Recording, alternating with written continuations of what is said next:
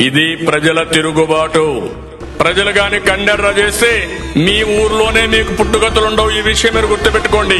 Telugu Desam party లేకుండా చేస్తాడంట. నిన్ను పుట్టించిన దేవుడు వల్ల కూడా కాదు. కబద్దార్, జాగ్రత్త.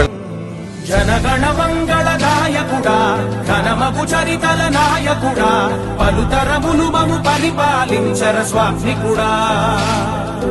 నవయుగ మేధో సైనికుడా, సమయము తెలియని సేవకుడా, యువన వ్యాంధ్రకు ప్రగతిని చూపర సాధకుడా, వైతాళికుడా.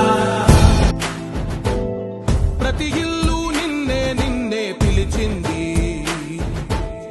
ప్రతి